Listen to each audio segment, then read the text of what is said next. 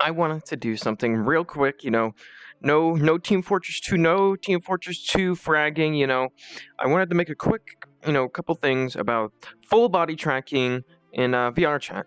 And the reason I wanted to do that is because I find that a lot of people perhaps think it's a great idea, but in reality, it's really not. And it's just the benefits are minimal.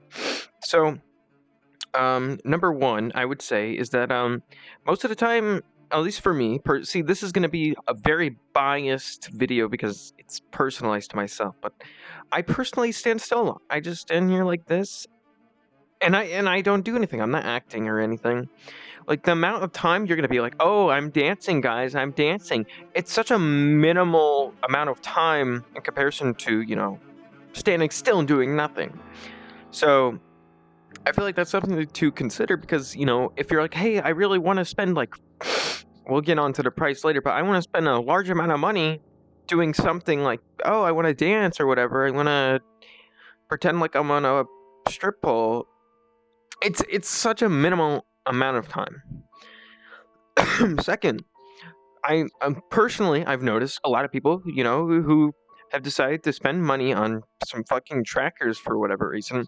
Just sit down. I mean, if you're gonna just sit down and look like you're comfortable, what's the point, right? What's the point? I don't understand why you're doing this if you're just gonna sit down and do nothing when you can just, not have stuff strapped onto you for the fact that you're sitting down. That's another thing. Comfort. I mean, most straps are pretty okay, but when you are during a more wintry month, right? It's December, and you want to wear a sweatshirt or a hoodie, and now you've got this tracker that's supposed to be tracking your hip, and you've got that on, and you got your hoodie on, and it's a big hoodie. It can add complications and unnecessary complexity to, what's supposed to just be moving your body a little bit and is able to track. There's two types of people who may be interested in full body tracking or not. There's one side who already has base stations and is using a Steam VR headset. So, you got an HTC Vive, Vive Pro, Vive Pro 2, Valve Index, any of those would fit within that area. So, you've already got your base stations, you've already got a Steam VR headset, you can already do that. You just have to buy trackers. That's less of an issue if you're using a Quest 2, and now you have to use third-party softwares such as OpenVR Calibrator to have your Quest 2 and then your trackers and then your base stations all working together, so you're getting a Frankenstein build. Yes, it can work for most people. Yeah, it does. I mean, it works, but it's kind of a mess, and you can find issues, and then you have to go talk in the Discord and figure out how to solve that issue, right? Then, if you already have a CVR headset, you don't have to worry about the price of the base stations. Otherwise, you do. So either you have to buy used 1.0 base stations, or two, you have to hope that Valve will sell you base stations, which are going to be $150 each, and you're going to need two minimum, because otherwise, one base station is just not good enough. So now you're spending $300 purely on base stations. Otherwise, you already have your base stations, you've already paid for them. Now you just have to buy trackers.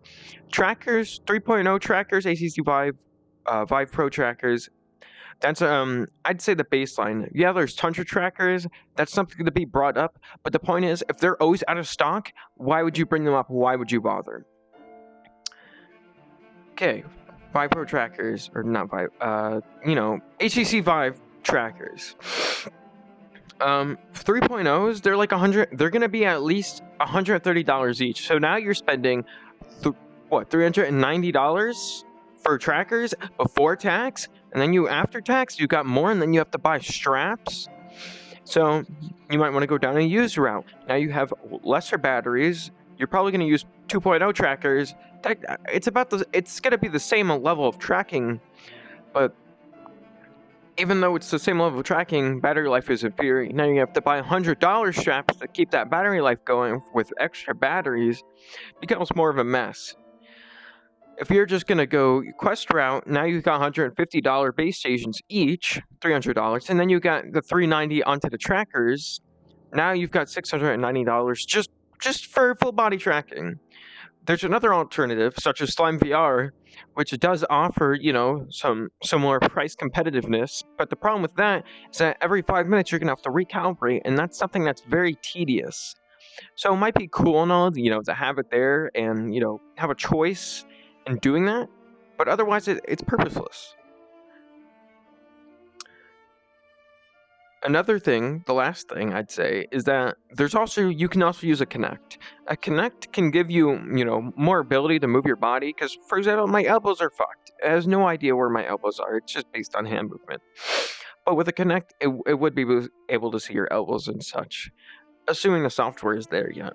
And another thing with the Connect, you're gonna have to be facing it on, but it's gonna be the cheapest thing possible if you really wanted full body that badly.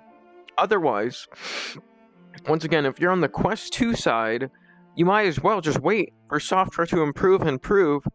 And as more headsets come out, 2023, 2024, software will be good enough to have a general idea where your body is. In fact, the Quest 2 already has this. It's just taking time to be implemented. So if you're just gonna, if you want to save money, that would be you go the software route, and that will offer you a level of full body. Will it be as good as strapping something onto you? No, not immediately, not immediately. But as time goes on, it will be. So it's really whether or not you care that much, and I don't know how much people really care if you're just going to be sitting down or laying down or whatever. And if you're just going to be dancing a little bit, right? I mean, great. You get a little more extra body, but I think personally what I think face tracking is way more important. But we've got a fucking Cambria, $1,500. Go fuck yourself.